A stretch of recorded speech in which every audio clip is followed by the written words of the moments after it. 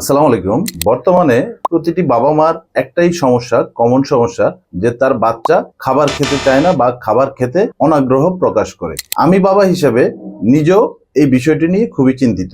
সন্তানের খাবারের প্রতি অনীহার একটি ভয়াবহতম কারণ নিয়ে আজকে আমি আপনাদের সাথে শেয়ার করব।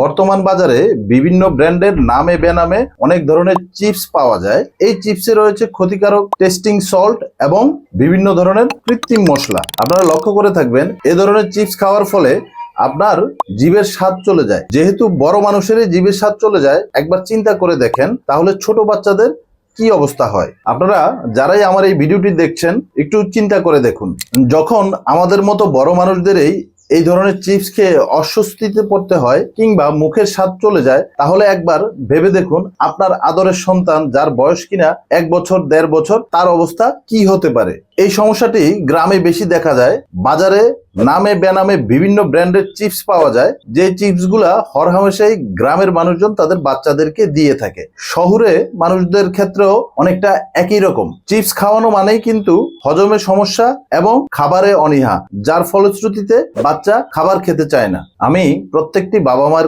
উদ্দেশ্যে বলতে চাই, সন্তান আপনার সন্তান অসুস্থ হলে সাফার করতে হবে আপনাকে। অতএব বাসায় আগত মেহমান কিংবা বাসার অন্যান্য সদস্যদের চিপস আনা থেকে বিরত রাখুন, বাচ্চারা যাতে এই চিপসে আসক্ত না হতে পারে। সর্বশেষ একটি কথাই বলবো, শিশুদের ভালোবাসুন। সেই ভালোবাসা চিপসের মাধ্যমে নয়, পুষ্টিকর খাবারের মাধ্যমেই সেই ভালোবাসার বহিঃপ্রকাশ ঘটুক। একজন সচেতন বাবা মা হিসাবে এই পোস্টটি বেশি বেশি শেয়ার করার অনুরোধ রইল। ধন্যবাদ সবাইকে।